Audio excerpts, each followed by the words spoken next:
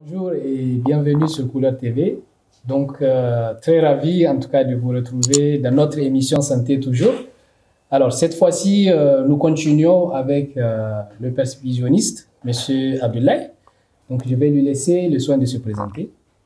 Bonjour Couleur TV, bonjour à tous.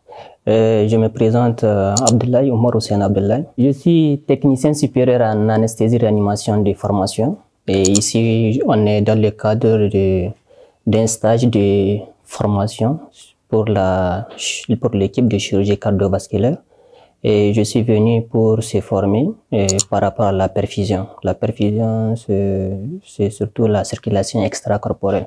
Des fois, si on dit perfusion dans le jargon, certains vont le comprendre comme perfuser du sang, des médicaments. Non, la perfusion ici, ça parle dans le cadre de la circulation extracorporelle, de la machine qui remplace le cœur et le poumon lors de la chirurgie cardiovasculaire.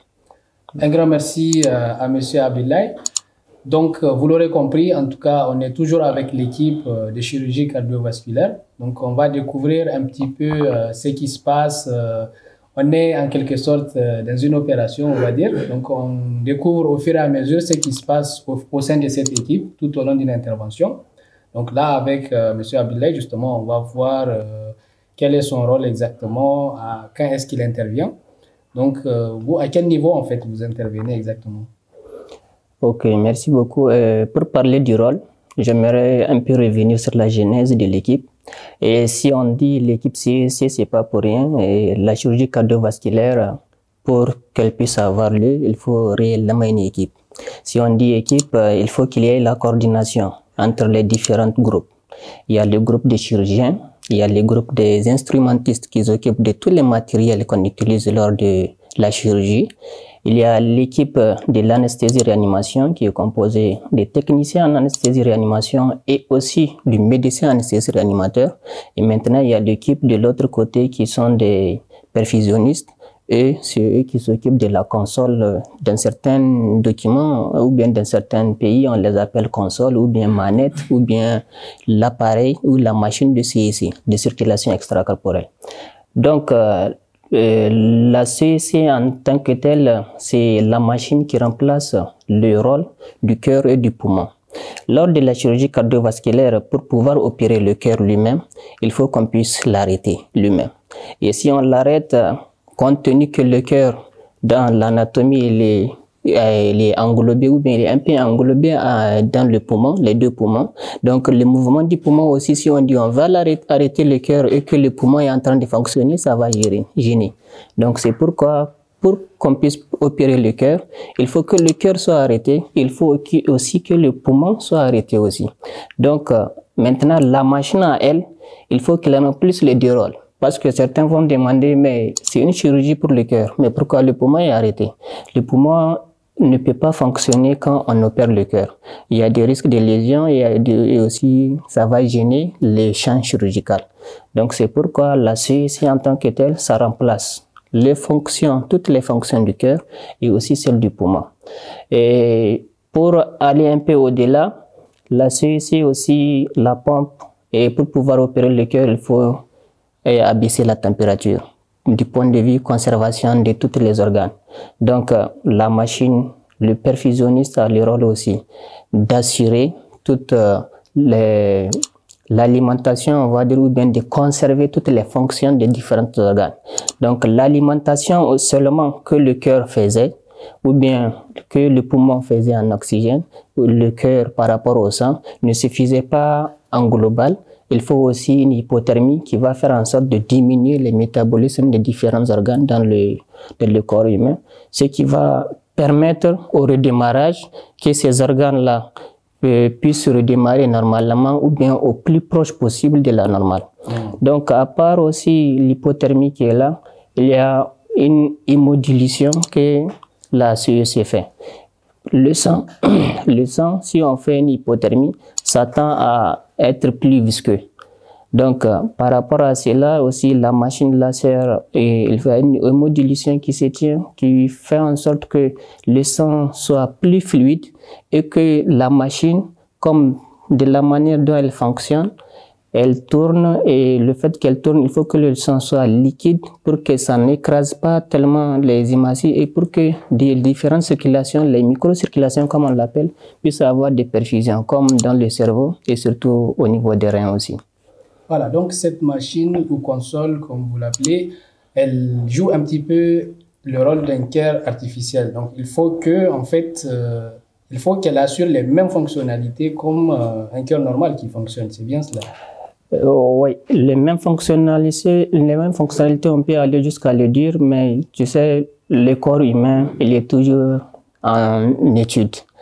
C'est presque les mêmes fonctionnalités, on va dire. Voilà, approximativement. Oui, approximativement. Parce que si on dit les mêmes fonctionnalités, c'est comme si on a cerné toutes les fonctions du cœur et du poumon. Donc, le maximum possible pour conserver les différentes fonctionnalités du cœur et du poumon et pour qu'on puisse au redémarrage, que le cœur, que tous les organes puissent redémarrer aussi et fonctionner au plus proche possible de la normale. Exactement. Il est sûr qu'on ne peut pas remplacer la nature. Alors, cette machine, en fait, est-ce qu'elle est automatisée à 100% ou bien est-ce qu'il faut un suivi derrière au fur et à mesure de la procédure? Par rapport à la machine, il y a eu de l'évolution. Et au début, les machines n'étaient pas numériques. Je peux parler de numérique parce que présentement, sur les machines, il y a beaucoup d'options avec les biomédiques, avec les laboratoires qui les conçoivent, et en collaboration avec les praticiens aussi, pour faciliter la pratique. L'automatisation, je dirais, bon, partiellement, parce qu'il faut toujours quelqu'un qui est là pour coordonner sa fonctionnalité. C'est donc qu'il faut une présence humaine pour le faire. Et par rapport à l'évolution de la machine, présentement, on est arrivé à un moment où les dernières machines qu'on utilise en perfusion, vraiment, c'est des machines qui facilitent la pratique par rapport à avant quand on utilisait une machine qui n'était pas numérique. Avec le temps, donc, il y a eu de l'évolution et il y a eu vraiment des facilitations par rapport au fonctionnement de la CCV en général. Parce que la CEC fait partie des piliers d'une chirurgie cardiovasculaire. Sans qu'on puisse remplacer les fonctions du cœur et du poumon, il y a plein d'interventions en CCV qui ne peuvent pas se faire. Même si de nos jours, il y a beaucoup d'études, il y a beaucoup de perspectives qui sont en étude, qui sont en train d'être faites par rapport à des interventions à cœur battant. Donc, mais même si on fait une intervention à cœur battant, il y a toujours la prévention. Au cas où ça se complique, il faut que la CEC soit prête. Donc, quel qu'en soit, même s'il y a ces perspectives qui sont en étude, qui sont en train d'être élaborées, mais à chaque fois, il y a le secours qui est la CEC qui est là, prête à être utilisée. Exactement, pour assurer quand même une certaine sécurité. Sécurité. Alors, vous avez parlé d'interaction entre les équipes. Donc, pour votre rôle en fait de perfusionniste, vous interagissez avant ou bien pendant l'opération avec les autres? D'une manière un peu succincte, le perfusionniste intervient au moment où le cœur est cannulé. Qu'est-ce qu'on appelle cannulation? C'est mise en place de la CEC, dans le jargon de la spécialité. Et après que le patient est reçu au bloc opératoire, c'est les anesthésistes, d'abord ils préparent la salle, ils préparent le patient pour les techniquer comme on le dit dans le jargon, prendre les voies veineuses, le mettre à l'aise, le prendre en place, prendre toutes les dispositions et l'endormir. Si c'est prêt, c'est endormi. Maintenant, c'est autour des instrumentistes, déjà ils ont préparé tout leur matériel, le chirurgien vient pour l'installation. Maintenant, l'installation commence depuis la désinfection qu'on fait du patient et maintenant la mise en place de tous les décors. C'est un décor, on va dire, par rapport à ceux qui ne sont pas au bloc. Les champs qu'on met et il commence l'intervention. L'intervention commencée par le chirurgien, il faut qu'il atteigne le moment où le péricarde, ils ont accès au cœur, ils commencent à mettre les tuyauteries et tout. C'est à ce moment-là que la coordination commence avec le perfusionniste. Mais le perfusionniste lui-même, avant même que le patient soit au bloc, lui aussi, il vient au bloc. Il faut qu'il prépare ses matériels parce qu'il faut une prévention. On peut commencer en catastrophe chez certains patients. Si on dit que c'est une maladie du cœur, donc ça peut vraiment sombrer à tout moment. Donc il faut une prévention, il faut préparer tout à l'avance. Donc le perfusionniste rentre aussi avant même le patient pour monter les matériels. À chaque pompe, il y a les lignes qu'on monte. Il y a l'oxygénateur qui sert à oxygéner le cœur et le sang. Il y a le bloc thermique qu'on monte et il y a toutes les lignes. Les lignes, c'est des tuyaux qui permettent de relier le patient à l'appareil et qui va faire prendre le sang du patient, revenir au niveau de la pompe qui va le pousser dans l'oxygénateur, qui va oxygéner et qui va aussi mettre de l'hypothermie. Et maintenant de là, ça va retourner au niveau du patient pour retourner dans la circulation du patient. Donc c'est toutes ces lignes, les lignes des aspirations des sangs qu'on va faire le montage et qui va permettre maintenant d'être prêt. Maintenant au moment où les chirurgiens vont cannuler, ça veut dire mettre les tuyaux comme la technicienne Nancy avait parlé. Ils vont maintenant connecter les tuyaux là principaux de la pompe au niveau du patient. Et maintenant, c'est en ce moment-là que la coordination commence entre le chirurgien, le perfusionniste et aussi l'anesthésiste. Parce que c'est un moment délicat. On est en train de stimuler un cœur qui est malade. On peut s'attendre à tout. En tout cas, on comprend tout de suite pourquoi vous avez parlé de la coordination, pourquoi vous avez parlé du rôle de l'équipe.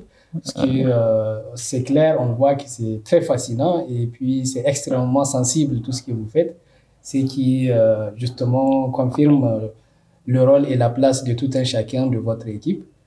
Un grand merci. Je rappelle que vous êtes perfusionniste au sein de l'équipe de chirurgie cardiovasculaire. Alors, un dernier message, on va dire, que vous pouvez adresser. Je tiens surtout à parler en général à tous les Nigériens. Et moi, j'aimerais surtout mettre l'accent sur 2 points. Le premier, c'est par rapport aux jeunes qui viennent à l'étranger pour faire des études dans des spécialités différentes. Moi, je pense que chaque spécialité que les jeunes viennent, il faut se mettre en tête que ça peut se réaliser dans notre pays aussi. Il y a certaines sortes, ils viennent, ils étudient une spécialité et ils retournent avec une pensée des défaitistes, je veux dire. Parce qu'une pensée que même si on aimerait réaliser telle chose, ça ne peut pas se faire chez nous. Moi, j'appelle ou bien j'interpelle toutes ces consciences à pouvoir y croire, à pouvoir monter des projets, à pouvoir multiplier les portes chez qui ils vont aller taper jusqu'à ce qu'ils puissent avoir quelqu'un qui va accorder un peu d'importance à ce qu'ils sont en train d'exprimer ou bien à ce qu'ils sont en train d'expliquer ou bien aux mêmes visions qu'ils veulent se réaliser chez nous et que ça puisse voir le jour. Parce que tout ce qu'on voit à l'étranger, il y a toujours eu un début. C'est pas qu'ils sont venus un jour, ça y est là, tout marche bien. Non. Il y a un processus et c'est des paliers qu'ils ont commencé. Et à un moment, c'est arrivé à un moment où c'est un seuil vraiment, où c'est bien, ça va. Mais nous, chez nous, il y a beaucoup de spécialités, on n'a même pas commencé. Donc, et ce n'est pas que les gens, il y en a quelques-uns qui ont eu l'idée d'aller faire la spécialité, mais du retour, avec les discussions, avec non, ça ne va pas marcher, ou bien avec non, on ne peut pas l'avoir, c'est là endormi. Il y a plein de spécialités qui sont cruciales, qui sont très bien, que ça y est là endormi au Niger, chez des gens qui l'ont étudié, ils n'ont pas su, ils n'ont pas eu le courage, ou bien ils n'ont pas eu la coopération pour qu'ils puissent avoir le jour. Pour le deuxième point, c'est par rapport aussi à chez nous, les processus, à la population, les bailleurs, l'État, je parle même de l'administration, toute spécialité et tout travail, il faut de l'aide, il faut de l'appui et il faut au moins les échanges. Et il y a ce que j'ai compris en tant que professionnel dans un service ou bien dans un hôpital. Et si tu te débrouilles en tant que praticien, l'administration va te laisser te débrouiller jusqu'à Olala.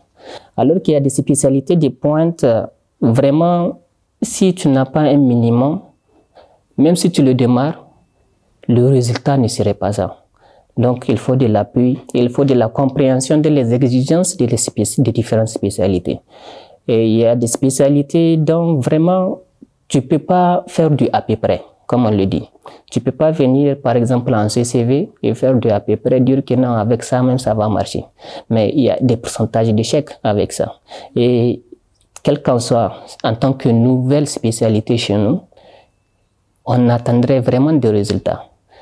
Dans certaines consciences, on va penser même de faire des comparaisons. Par exemple, faire des statistiques d'une nouvelle équipe comparée avec un pays dont ça fait 30 ans ou 40 ans d'expérience. Donc, pour vraiment épauler, il faut de la compréhension, mais il faut aussi que de l'appui par rapport aux différentes discussions, des échanges et des exigences des spécialités. On ne peut pas toujours espérer que d'un moment à l'autre, ça va aller sans pouvoir aller à l'acte, faire quelque chose, débuter le projet, agir. J'agis aujourd'hui pour que demain, ça puisse passer. Mais pas attendre de dire que demain, ça va aller. Mais il faut que j'agisse aujourd'hui pour que demain, ça puisse aller. Exactement. Merci beaucoup. Un grand merci à M. Abdoulaye. En tout cas, le message est très fort quand même. Il faut oser, c'est tout ce qu'il nous dit. Il faut oser, il ne faut pas se limiter au blocage en fait. Allez choisir n'importe quelle spécialité. On y croit fort et puis ça peut se réaliser au Niger avec l'effort et l'accompagnement. Donc comme il l'a si bien précisé, nous espérons en tout cas que vous aurez tout l'accompagnement qu'il faut au sein de votre équipe. Et nous espérons que les Nigériens, en tout cas, nous y sommes déjà fiers et que nous en serons encore plus fiers de vous et du travail que vous serez amenés à faire. Merci et à très vite. Merci aussi.